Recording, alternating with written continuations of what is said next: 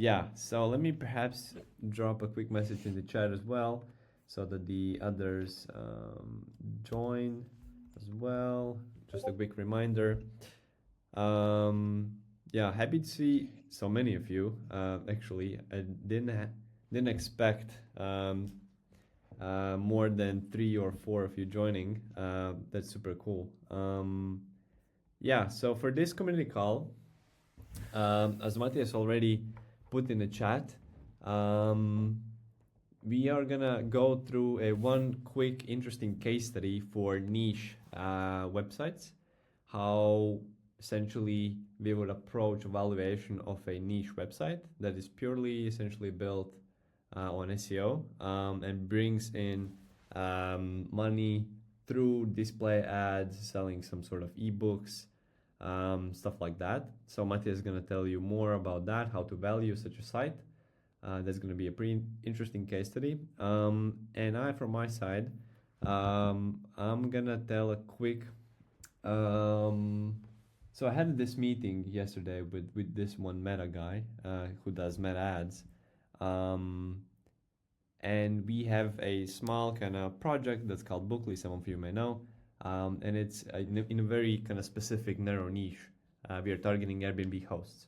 Essentially, what I've heard from other kind of ads experts, if you will, paid media experts, they're saying that it's super hard to target such a niche, in a way, market, right? But that guy kind of blew me out of the water, showing me how to actually do that. So I'm gonna try to kind of put some sort of structure on top of his tips that he gave me. Yeah, so I guess without further ado, let me share my screen. Fingers crossed that this time I do it correctly, because I've been having troubles. Do, do, do, do, do.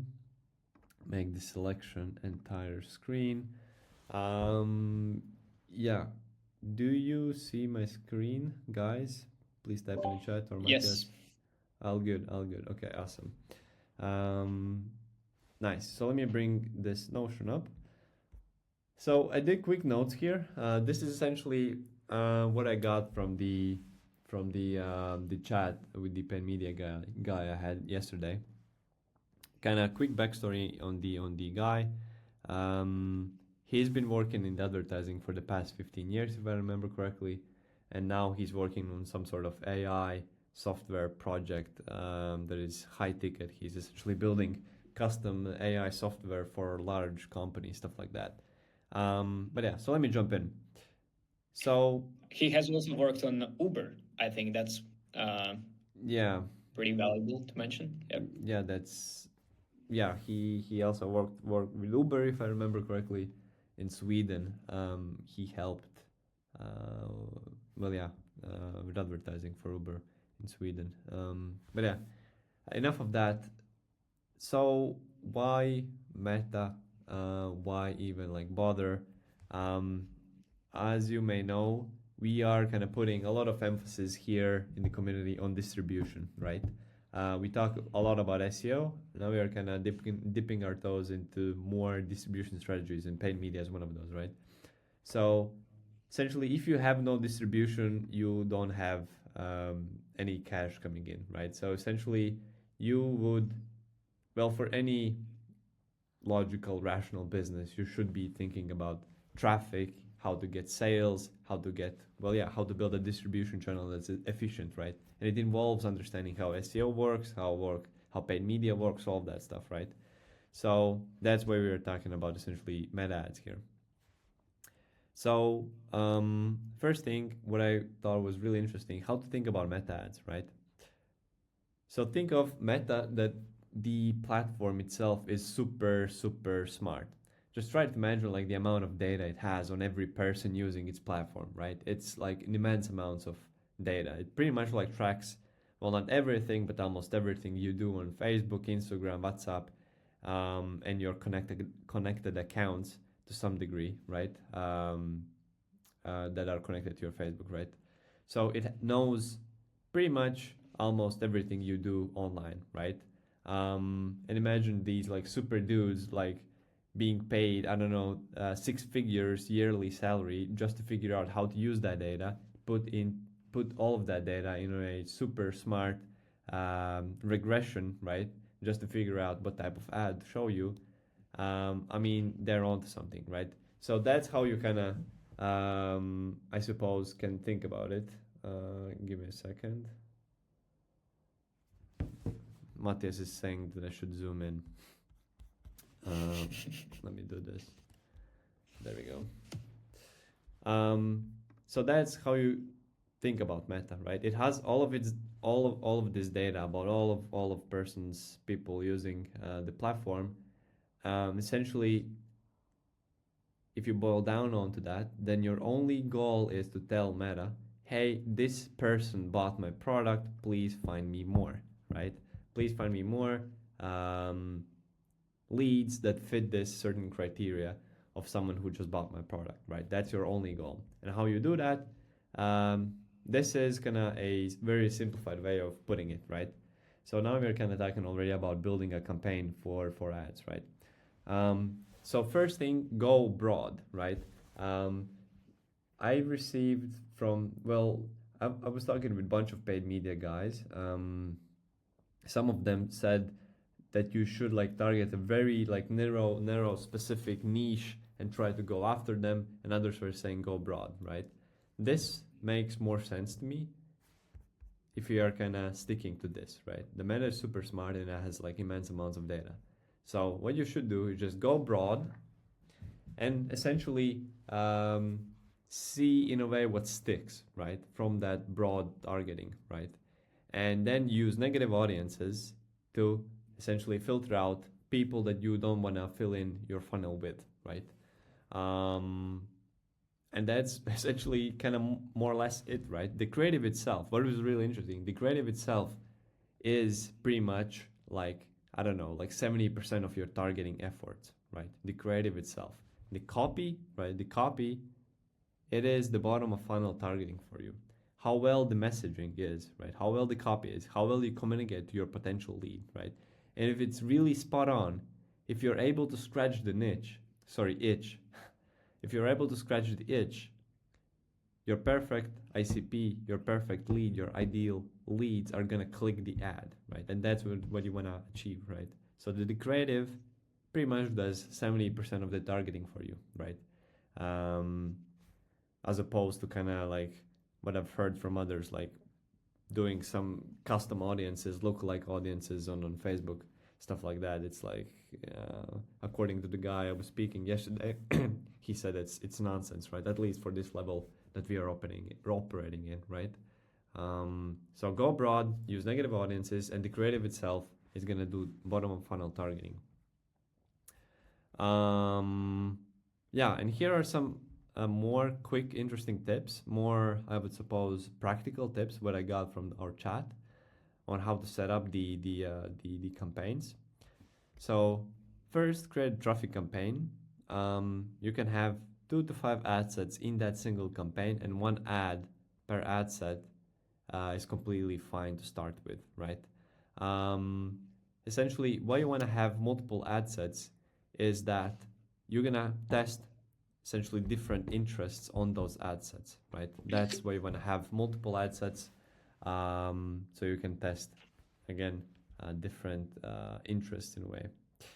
And this is pretty interesting, right? My thinking was that you need to burn like thousands of bucks just to understand how to move the needle with meta ads, right?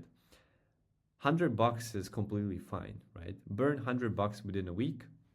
You're gonna have large amounts of data what you can start working with, and essentially just go on from there, right? This is kind of this approach, right? You take a large bucket of leads, burn $100, you get a bunch of leads, right? And then you can filter out what you want and what you don't want to fill in your funnel with, right? As for the budget itself, so set the budget on the campaign level, right? Not on individual ads or ad sets, on the campaign level. So the very top of level, how to put it? This thingy, right? The campaign, then there's ad sets and there's ads. Set the budget only for the campaign, not on the ad sets, not on the individual ads. and make sure that you set the lifetime, 7 days for the initial $100. That's totally fine. And yeah, again, use interests for broad targeting. How to find the best interests? Well, for our case, we are targeting Airbnb hosts, and what I've noticed, there's a bunch of these Airbnb discussion groups on Facebook, right? There's a lot of them, and there are also like super massive ones with 300, 400 members in a group, right? Essentially, that's what I more or less am targeting as an interest, Airbnb, right? Obviously, I'm gonna get guests and hosts in my funnel over here, right? Both hosts who are on the Airbnb platform and guests who use Airbnb to travel. But as I said, with the creative itself, I can narrow down on the leads I'm gonna target essentially, right? And do bottom of funnel targeting. I mean, like if I do a creative that has a messaging, something along the lines, hey, use this whatever tool to pay zero commission on Airbnb. I mean, obviously an Airbnb host would click on that ad as opposed to a guest who's using Airbnb platform to travel, right? That's completely irrelevant to them. So the creative itself actually helps me to filter out out of that massive bucket of people who fall into the category of Airbnb interests, right? Yeah, I mean, that's literally the thing I just told you. Again, this is what I told you. Be super clear with the copy. This is where you're going to target your relevant leads. Be specific. And if you are good with your messaging, your ideal leads will click and others won't. That's what you want, right?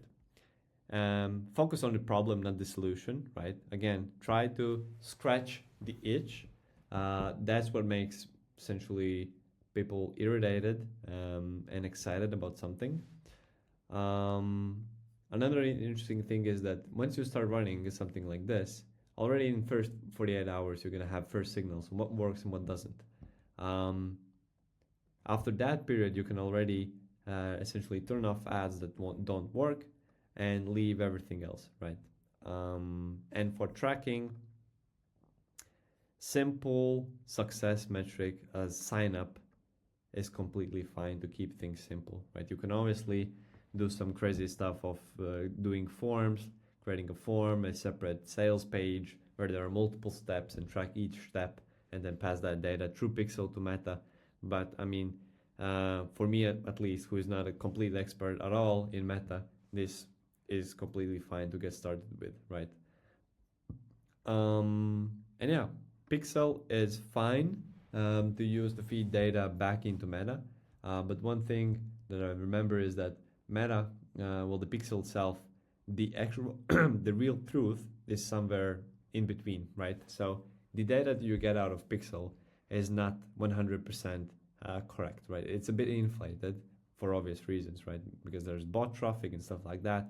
Meta actually wants you to spend more money on its platform, right? So put that behind your ear that the actual truth is somewhere in between, that the numbers you're getting are probably a bit off. And if you want to try something else as opposed to Pixel, Matomo, if I pronounce that correctly, is a good alternative. But again, it's more kind of for expert level if you need something like attribution as well. But in this example, you don't need attribution since you have a single success metric, which is a sign up. What else? And yeah, and here is a quick kind of summary image, if you want to put it like that. Set the budget only on the campaign level. Use ad sets, different ad sets to target different interests, and one ad per ad set is completely fine to start with. Burn $100, get a lot of data, and you can start filtering out the people that you want to target and the people that you don't want to target. So this was more or less kind of some of the main things I got from the ads expert I talked with yesterday. Yeah, again, it just helped me kind of personally to put things in a bit more structure and how to think about meta ads, and essentially where to start. Yeah, I personally think this is super interesting. I'm definitely going to try this out. I'm gonna update you also on the results. And yeah, I don't know if you have any other comments, stuff like that. Drop them in the chat. Perhaps you yourself have done a lot of meta ads and you can comment on this. Feel free. I really want to learn this stuff. But yeah, so I guess from me, it's more or less it. I'm gonna let Matthias to take over. Yeah, can you share your screen? All right. For some reason, I cannot share the screen because I think the reason is yes, because your screening Yep. is all right. Let me check. Let me check.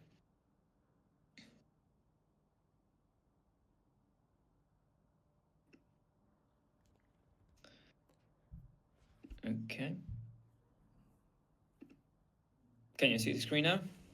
Give it a second. And yes, we do, but we see we just see the share button. I'm not sure how to describe that. All right. It should be working now. Yeah, now we do. All right, perfect. So from scratching the itch to Claire's itchy feet. Oh my God. Essentially, what we're going to do is go through the site and try to understand the SEO pros and cons of this website. And then I'll go through the website analysis. I'm going to show the revenue streams and the potential risks of this site can have. So please pay attention, and I will ask you for your estimate of how much this site is worth in dollars. So please pay attention and start already analyzing the site. So this is the landing page, right? It's a pretty okayish landing page. There's a Claire's itchy feet, okay. Essentially, this is a travel blog. So here you can see 2 weeks in Guatemala, how to spend 1 week in Guatemala. I'm not trying to pronounce this name. Essentially, a lot of travel blogs, and here you can see all of the countries that the Claire has been in. And yeah, I'm gonna tell you that secret that there are obviously more writers than just Claire. There are many writers in the site that are that have been writing the blogs, and essentially this is their top ranking article: how to get from Guatemala City Airport to Antigua safely. It seems so random, right? Who would search something like this? So probably the site isn't worth much, right? So let me show you the Ahrefs data. The domain rating is 41, which is pretty okay, pretty solid, I would say. The keywords, many keywords out there, and the traffic is 6.4K as it stands now. But here you can see the historical data. It used to be a pretty popular site back in the day, but right now it has, maybe there's a bit of hope, but it's not really clear. Claire is not really clear. So yeah, drop in the chat, what do you think this site is worth? This is the moment. Will we receive any responses? Okay, let's wait. 1 million. Rubles, right? Yeah. 10K. Okay, Martin Tail, 10K, 10K US dollars. Who bets more? 5K. Okay. All right. Will we receive any other 1.57. responses? 7K, 1.5K. 20K. Okay. Yeah, so let's talk about the monetization. I will spill the beans up front. So as you can see, there are some ads. So there's probably some ad revenue. This site also has affiliate revenue, and also as every other blog site out there is selling guest blog posts and also the link insertion, just the regular stuff. So 3 revenue streams. It doesn't have a shop then. Ooh, 100K. Okay. So Martin Tail just 10x'd. Okay, maybe more. 10K to 100K. It's in the header though. Yeah. Shop. Well, the shop is essentially affiliate. yeah, isn't really a shop. It is like, and it isn't even working. Essentially, okay, I know the revenue streams, and there were no revenue from this shop. So I will reveal all of the revenue to you as well. But let me assure you that none of the revenue comes from this book. There are only three revenue streams: Bravo. affiliates, ad revenue, and then the direct revenue from the guest posts and link insertion. Okay, I'm taking too much time to reveal the number. This site is listed on acquire.com for 70K, 70, essentially $70,000. Let me reveal some more tables, some more data for you, so you understand better where the numbers come from. So assume is the text visible? It's fine. Yeah, I guess it works. Okay. Okay. Maybe let's do it a different way, like this. Yeah, that's good. So essentially, here you can see the 12-month period starting from November 2023, and the first sign you can see already that the number of page views is declining pretty fast, and the ad revenue is highly correlated with that, because ad revenue is based on RPM, which means revenue per mile, revenue per 1,000 visitors. So if the number of page views decreases, the same happens with ad revenue. Also, the affiliate, I would say it is more stable revenue, but it's of course is correlated to the page view amount. And while it doesn't decrease as drastically as the ad revenue, it still has some impact. And we just don't have the data for the October 2024 for the affiliates. And the direct income, where you sell the guest blog posts, essentially you exchange the money for just posting a blog post where you slightly promote a service or any type of service. Essentially, you just sell someone a blog spot on your site or a link insertion. So this is the revenue from that kind of revenue stream, and these are the total numbers. Here you can see I created this beautiful graph of all of the three revenue streams, and the total it is sliding down. It is massively decreasing in the last 6 months, and the number of page views is of course pretty similar picture. So if you know all of these numbers, the owner listed on acquire.com on April, which meant that he had a pretty good revenue, right? So if we took the revenue for this time period, let's say, when he tried to sell the site, right?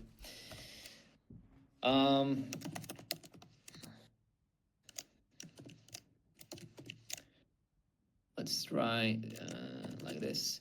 So on average, it's around 6.5K. And let's make it an annual revenue, 77K. And here comes the multiple. What do you think, Adams? What would be the multiple for the site? I mean, it is a bit tricky to evaluate. Given it's a niche site, it's a travel blog. Niche sites are kind of under a massive risk in terms of SEO in this current stage and how SEO is progressing, and then all of the AI stuff. I mean, a fair multiple is something about 1x. Yeah, I don't know. That's just my kind of gut feeling, if you will. Yeah, for the reference and for the more context, the multiple is essentially a valuation method on how to evaluate how much a company, business, or a website in this case is worth.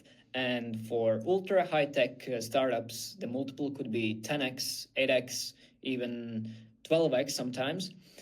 For micro SaaSes, for a regular SaaS company, it is Oops, there's the light on motion sensors. Sorry about that. For smaller SaaS companies, the multiple is around 2 or 3x. That's the usual thing that you see on Acquire.com. But I would agree with Adams that is 1.2, 1x, something like that. So it means that the valuation, what I mean by valuation, the price for the site the buyer should pay to acquire the site is 77,000, right? Which is, I would say, fairly close to the price that the owner set, which was 70K. Let me put the big number here, 70K price.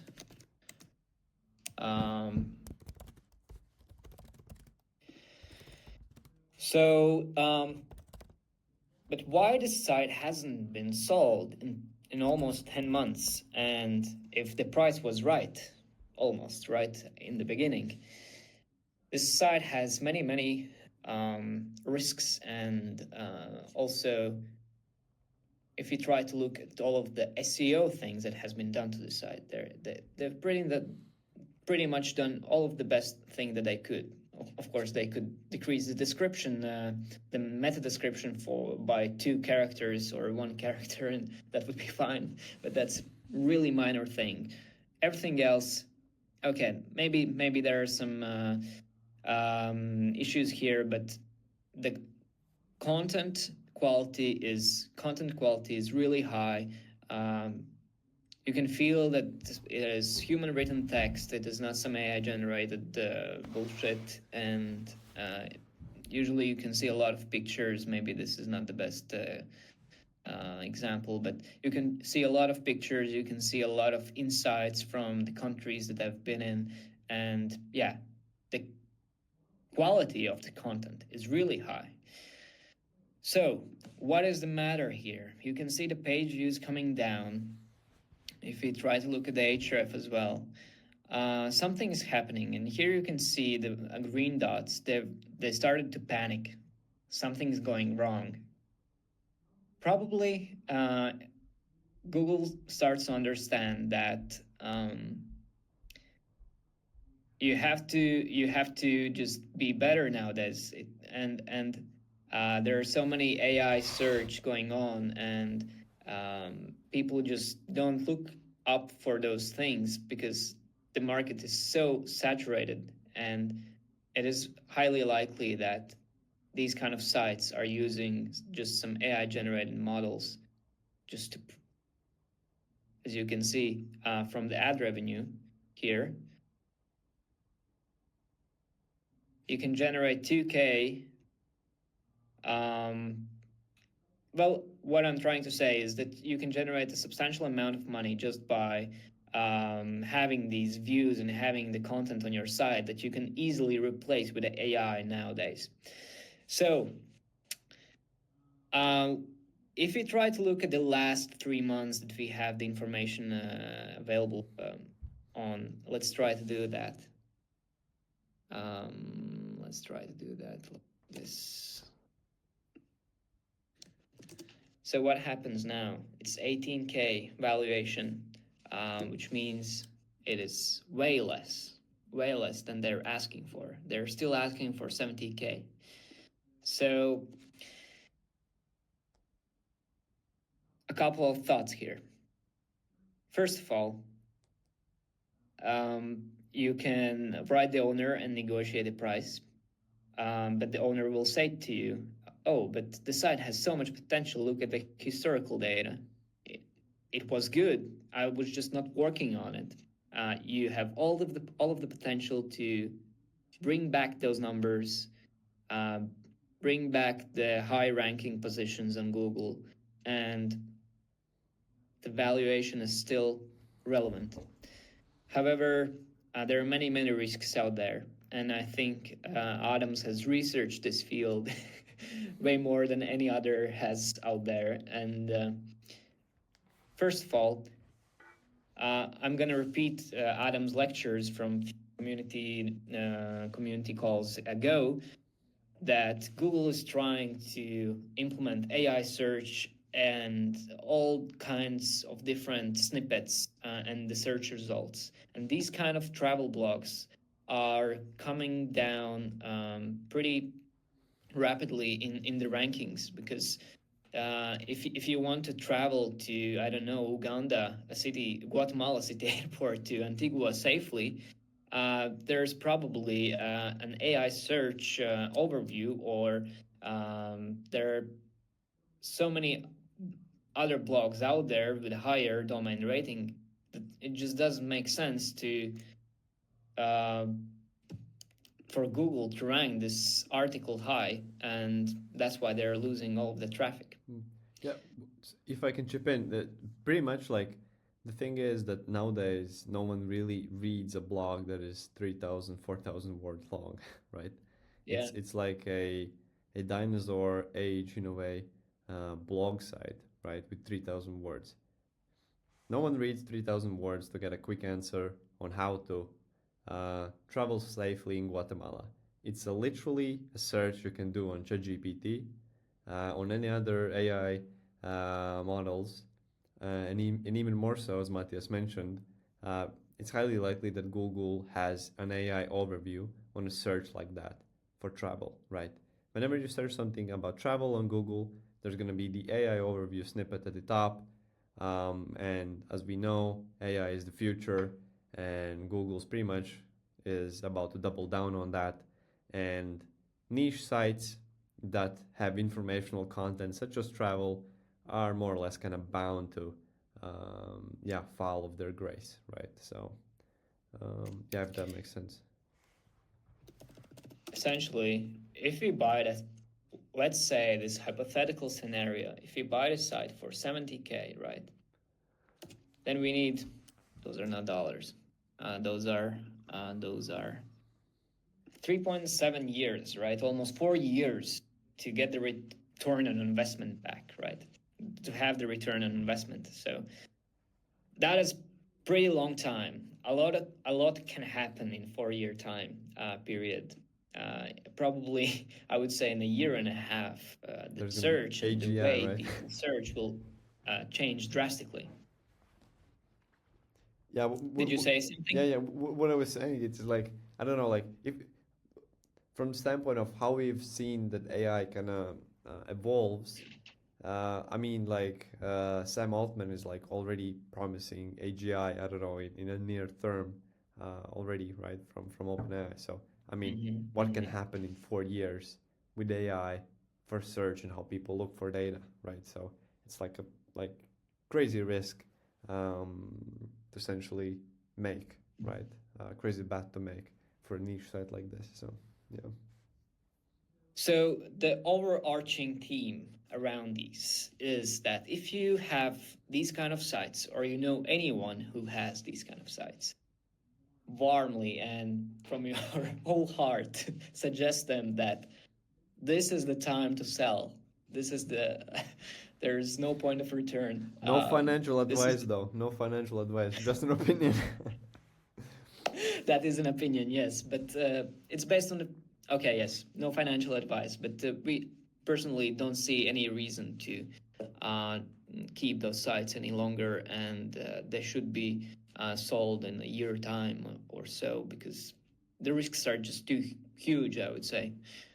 hmm But from the other side, I mean, if you can buy an aged domain and use AI to scale a site like this, that's an interesting thing, right? Because this site was built completely with human writers, right? Um, Mm-hmm. it has built a really trustable kind of domain authority and around its content, stuff like that. It had a lot of upfront investment to build a site like this. But now, if you can some way manipulate and build a site like this using an age domain and scale content with AI, you can pretty much build a site that is similar to this. I don't know, with something like 2,000, 3,000 investment, right? Yeah. So that is interesting, right? That is an interesting Mm-hmm. thing to try, but not buying a site like this for 70K, yet alone like 30K, and try to kind of bring back the growth it had in the past, right? Um, yeah. So Yeah, and this already looks a lot more promising. Um, yeah, this is doable with expired domain strategy. Getting the ad revenue around $500 per month, um, with let's say even those like 20, 30K views per month, right? That is extremely doable with AI. I just use the momentum. There's still some market gap, the market adaptation, right? People are not really sure yet how to use AI on scale. There's still some market gap in knowledge, I mean. So use that, and this strategy really is working already. Yeah, I think that's it from my side.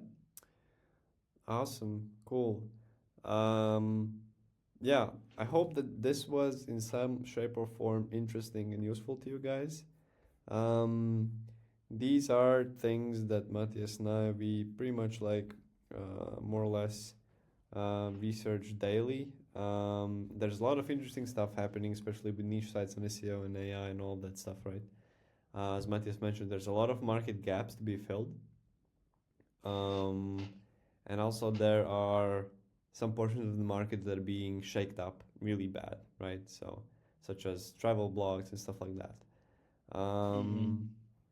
But yeah, this was, I suppose, more or less it for the community call. Happy to see you guys here, Martin Tell, Dan, Mr. Pastronom, Cash, Moniz, and Seb. Thank you guys for joining. Really appreciate it. We're also gonna release some notes from the community call if you're really interested in checking them out. But apart from that, that's it. And let's keep on shipping and building. Cheers. Bye Bye bye. bye.